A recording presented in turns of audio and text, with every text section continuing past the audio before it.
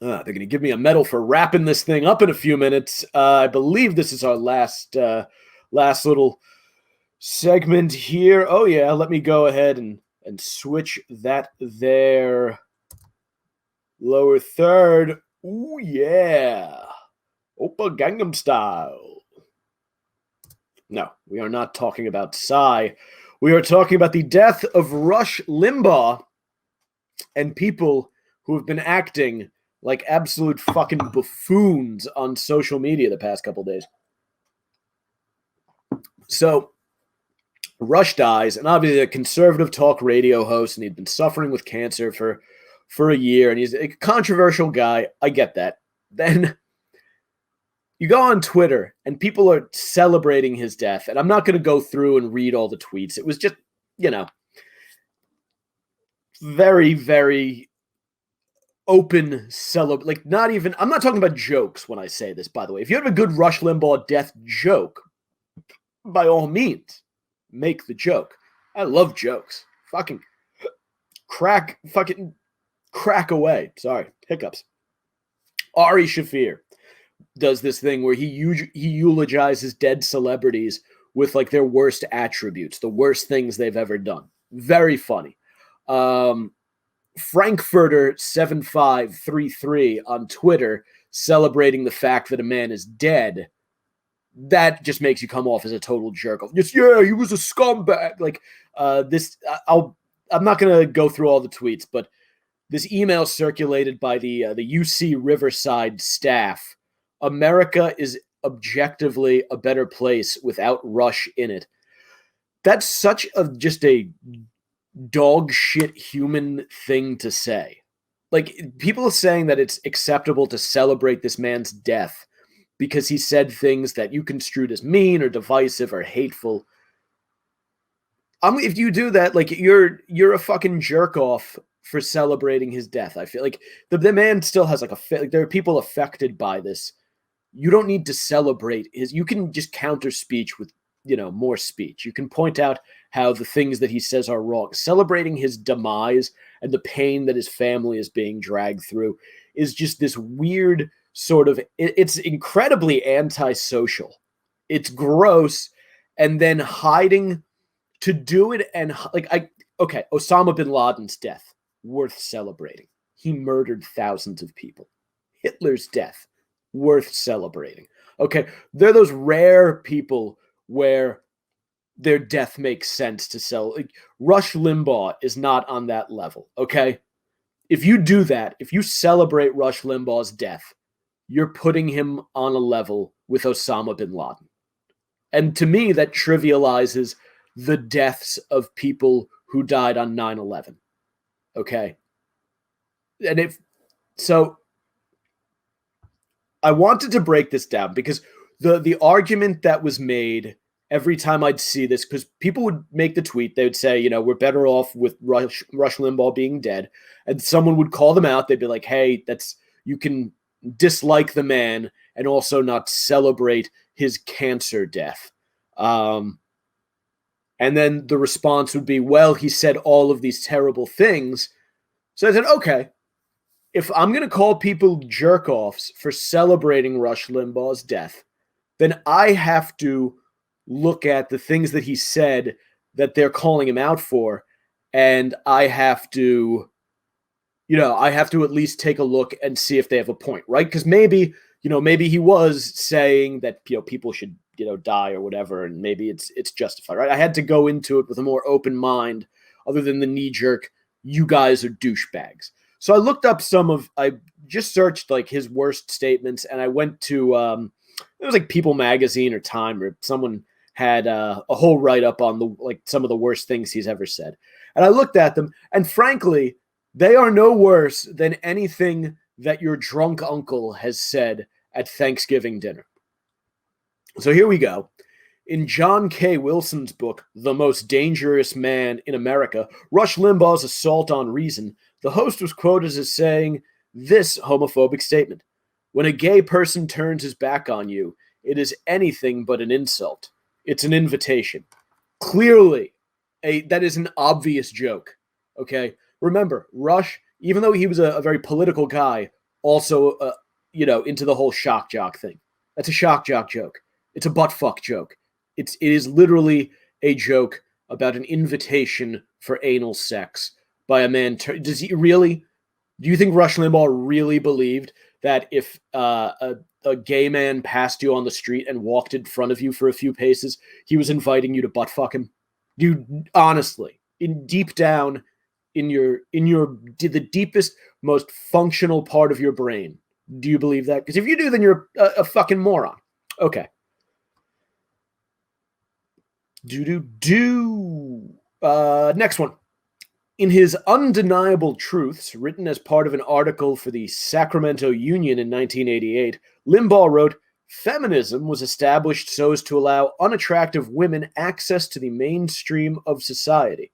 All right, again, an obvious wisecrack, albeit, I think, one rooted in truth. I mean, did you watch the footage from the Women's March?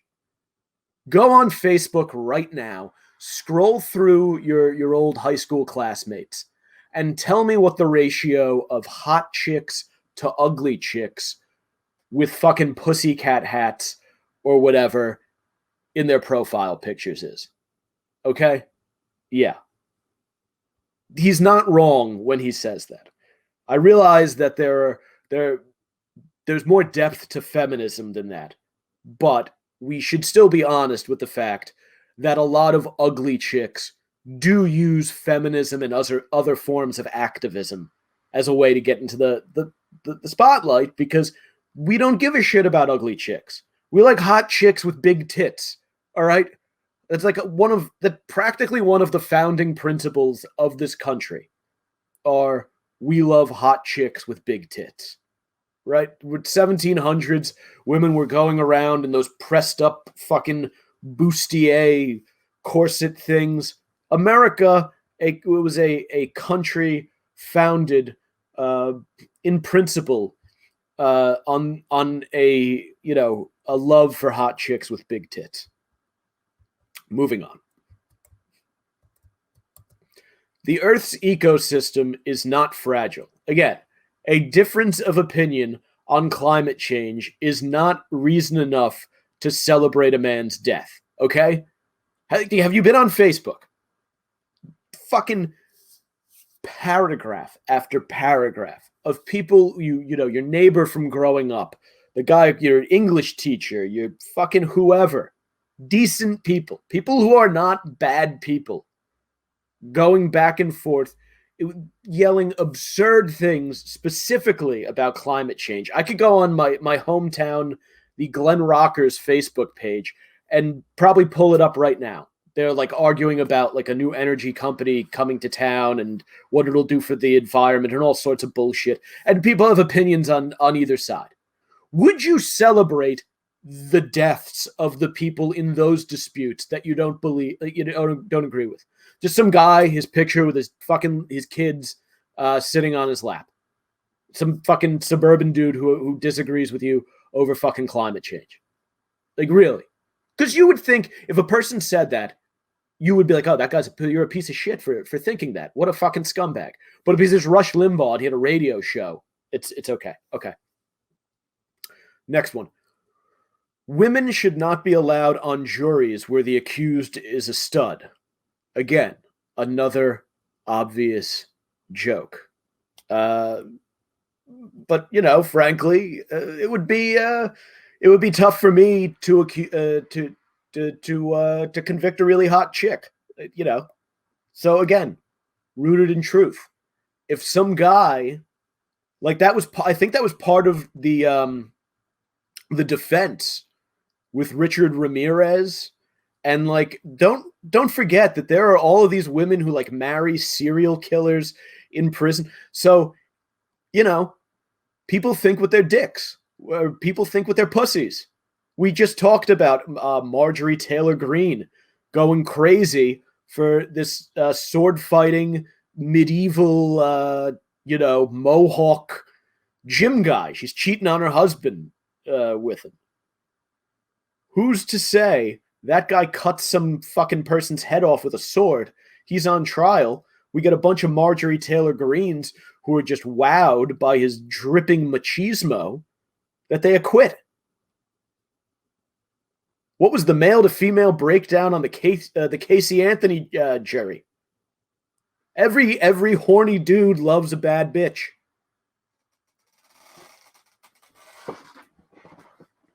What's this next one? The Los Angeles riots were not caused by the Rodney King verdict. The Los Angeles riots were caused by rioters. Okay, whether you agree or disagree with that statement, it is not a reprehensible thing to say, right?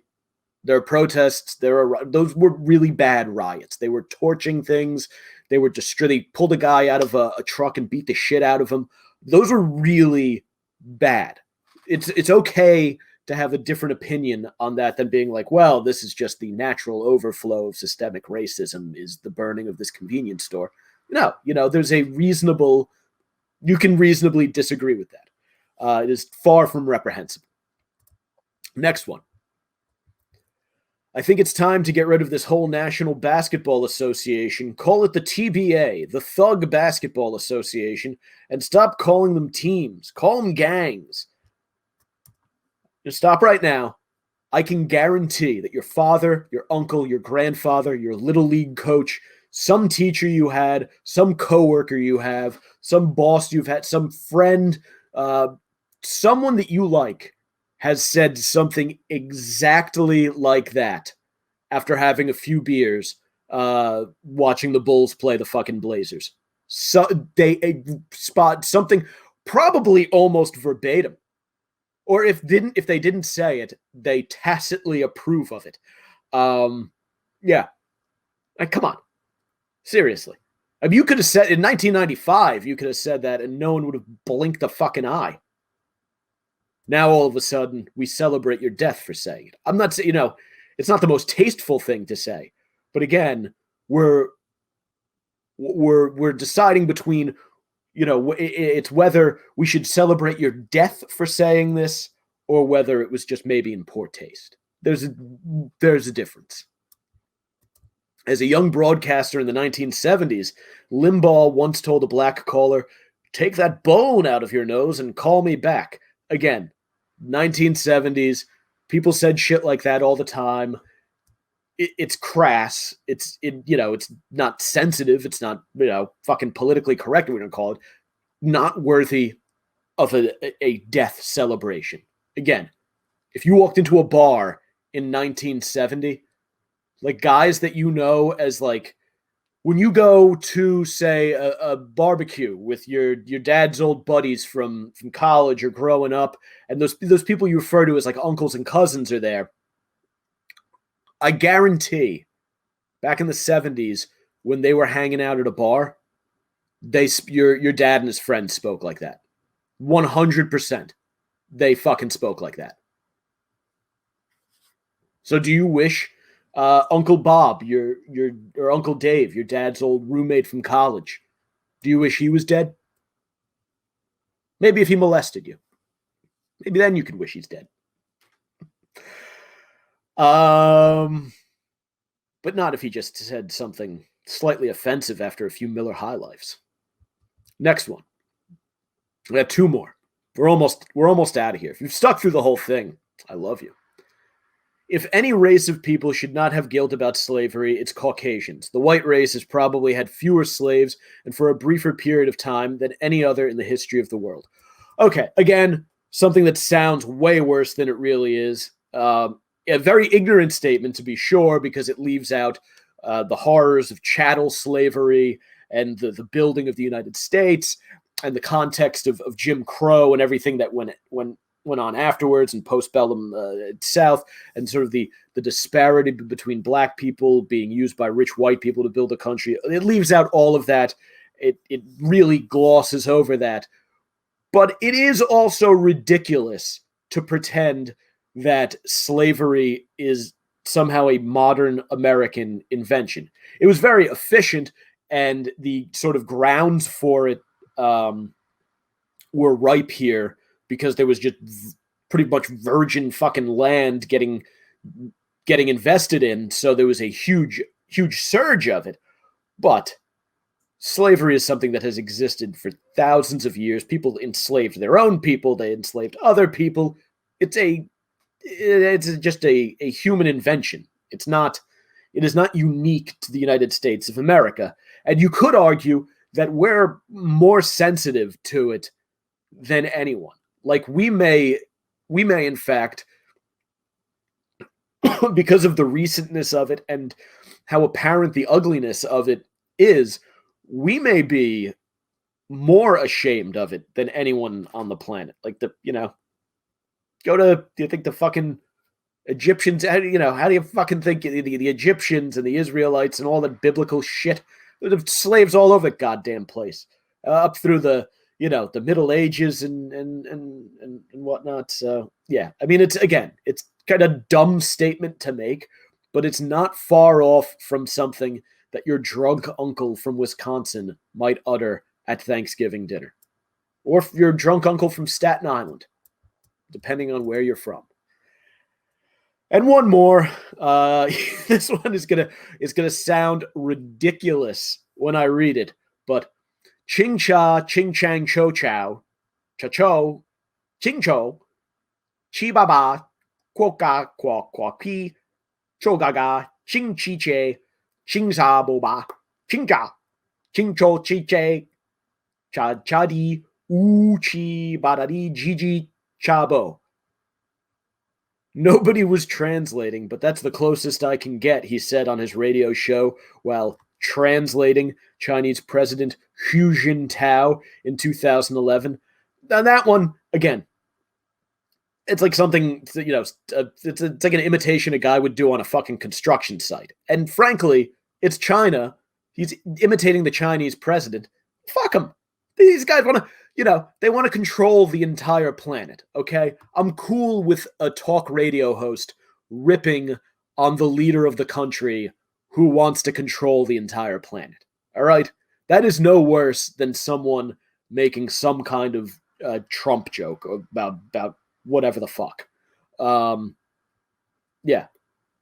Right? I harbor no sensitivity for the country that unleashed the coronavirus upon the world from a lab. So I'm not going to shed too many tears over Rush's Chinaman impersonation. And again, some of the stuff he said could be deemed inappropriate for a political talk show host, but it is no worse than I would think anyone listening to this show has probably said at one point or another. And it's no worse than anything anyone said on fucking Twitter. So I would think that the people who tweeted celebrating his death, if you went through their Twitter histories, have said some pretty reprehensible things. Things as reprehensible as celebrating a man's cancer death, in fact. So, like I said, if you have a good Rush joke, then go for it. Feel free. Leave one in the comments. Go for it. I have no problem with a dead guy joke. Those are fun.